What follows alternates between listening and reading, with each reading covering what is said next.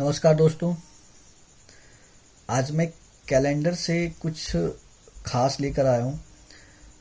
आप सबने कैलेंडर देखा होगा और हम लोग ज़्यादातर कैलेंडर जो देखते हैं वो मंथ बेसिस पे, जैसे जनवरी हो, फरवरी हो, मार्च हो, अप्रैल हो, इस तरीके से।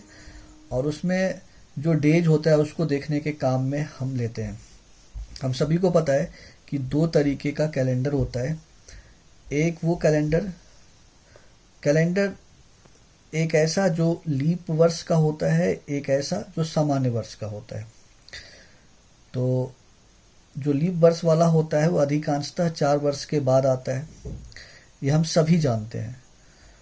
वैसे इसमें एक और बात है, वो मैं आगे बताऊंगा आपको, लेकिन फ़िलहाल हम लोग इतना समझते हैं कि कैलेंडर में हम लोग यही जानते हैं कि एक लीप वर्ष होता है और एक सामान्य वर्ष होता है, और लीप वर्ष 4 वर्ष के बाद आता रहता है। तो आज कैलेंडर में जो सबसे महत्वपूर्ण बात मैं बताने वाला हूँ वो ये कि आपने कैलेंडर में आपने एक बात ध्यान दिया होगा, या अगर नहीं दिया है तो आज आपको पता चल जाएगा कि कैलेंडर में ऐसा होता क्या है कि जो अगर सामान्य वर्ष का कैलेंडर है, जनरल ईयर का कैलेंडर है, तो जनवरी का मंथ क्या किसी से मिलता जुलता है? क्या फरवरी का मंथ किसी से मिलता जुलता है? क्या मार्च का मंथ उसी ईयर में, सेम ईयर में किसी से मिलता जुलता है? या अगर लीप वर्ष हो, अधि वर्ष हो, तो क्या जनवरी का कैलेंडर किसी और मंथ के कैलेंडर से मिलेगा? तो इसी तरीके से हम चेक करेंगे और आपको बताएंगे कि अगर वो मिलता जुलता है तो उसका तरीका क्या है, वो कैसे मिलता है। तो उसका आज मैं आपको तरीका बताऊंगा। ये बात तो मैं आपको पक्का कर दूं कि ऐसा होता है, और आपको नहीं पता है तो आप जाकर के कैलेंडर में देख सकते हो कि किसी सामान्य वर्ष में किसी 2 मंथ का कैलेंडर मैच करता है, मतलब मिलता जुलता है, मतलब इक्विवेलेंट होता है। तो आज मेरा इसी पे रहेगा पूरा का पूरा कि वैसा होता है। मिलने का मतलब, इक्विवेलेंट होने का मतलब ये होता है कि जनवरी में जो पहली तारीख को जो दिन होगा और उसी के जैसा जो मंथ होगा उसी वर्ष में, उसके भी 1 तारीख को वही दिन होगा, और वैसे ही पूरा जो मंथ है वो मैच करेगा। अगर मान लो 31 दिन का मंथ है और उससे मिलता जुलता मंथ अगर 30 दिनों का है, तो 30 तारीख तक वो पूरा का पूरा हूबहू मिलेगा। तो हम लोग आज देखेंगे कैसे मैच करता है आखिर। इसका तरीका बहुत ही आसान है। ये तो आप कैलेंडर में जाके देख सकते हो कि मंथ कैसे एक जैसा है, एक समान है, लेकिन उसका तरीका क्या है, मैथमेटिकली कुछ हम जोड़ घटा के निकाल सकते हैं क्या? तो मैं आज बताऊंगा आपको क्लियर। तो शुरू करते हैं कि हम सबसे पहले समझते हैं कि कोई सामान्य वर्ष लेते हैं। हम ऐसा मान लेते हैं कि कोई जनरल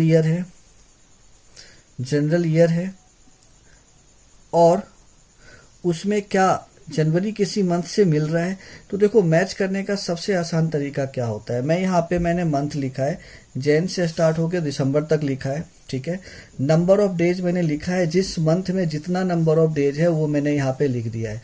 नीचे मैंने ऑड डेज और एक्स्ट्रा डेज लिखा है। देखो, ऑड डेज एक्स्ट्रा डेज क्या होता है कि किसी भी मंथ को अगर हम 7 से भाग करें, क्योंकि एक हफ्ते में 7 दिन होता है, 7 से भाग करने के बाद जो शेषफल बच जाता है उसी को नंबर ऑफ ऑड डेज या एक्स्ट्रा डे कहते हैं। तो सभी में 7 का भाग अगर हम कर दें, सभी में 7 का भाग कर दें, तो नीचे जो मैंने लिखा है सब नंबर ऑफ ऑड डेज लिखा है।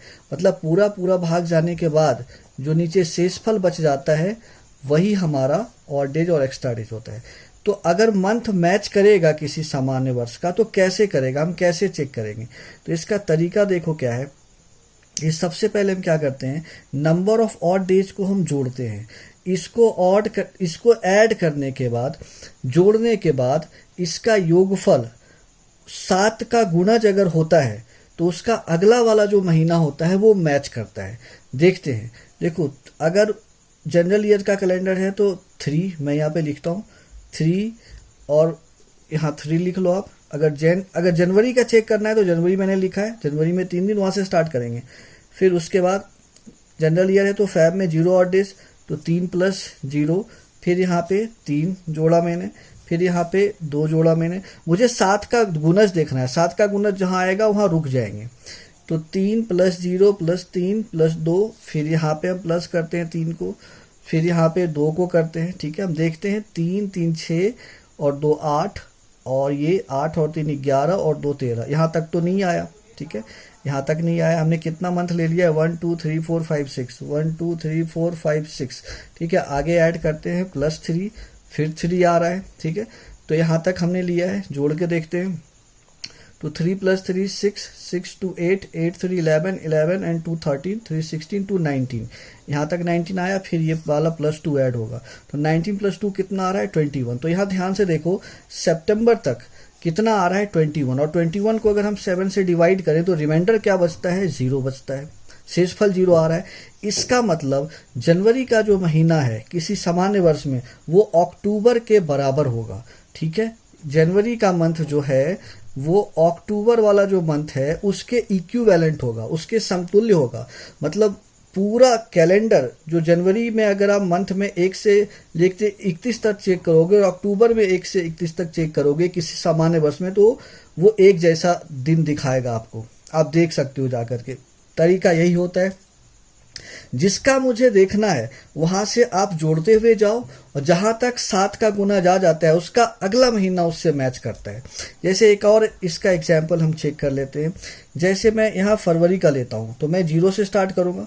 तो फरवरी में अगर यहाँ 0 है, मार्च 3 है, तो 0 + 3, 3 + 2 5 + 3 8, 8 + 2 10, 10 + 3 13, 13 3 16, 16 2 18, 18 3 21। तो देखो यहाँ पे 21 आ रहा है, अक्टूबर में 21 आ रहा है। अगर हम 7 से भाग करेंगे तो डिवाइड हो जाएगा 21, रिमाइंडर 0 बचेगा। तो अक्टूबर का अगला महीना क्या है, नवंबर। तो फरवरी का जो मंथ है, फेब का जो मंथ है, वो किससे मैच करेगा, नवंबर से मैच करेगा।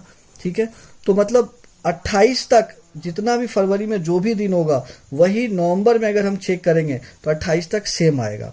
तो यही इसका तरीका है, बहुत आसान तरीका होता है। ये मैंने जो बताया है जनरल ईयर का मैंने बताया है कि किसी भी मंथ को अगर देखना है आपको चेक करके कि वो कैसे मैच करता है, तो आप उसके नंबर ऑफ ऑड डेज को जोड़ दो, और जहां तक 7 का गुना जाता है उसका अगला वाला महीना जो होगा वो उससे के समतुल्य होगा। तो इस तरीके का क्वेश्चन भी पूछा जाता है, और आपको सामान्य जानकारी के लिए भी मैंने बताया। तो आज मैंने जनरल ईयर का बताया है। अगला वीडियो जो मैं बनाऊंगा उस पे मैं आपको बताऊंगा एक अधिवर्ष का भी एक एग्जाम्पल लेकर के बताऊंगा। तब तक के लिए धन्यवाद।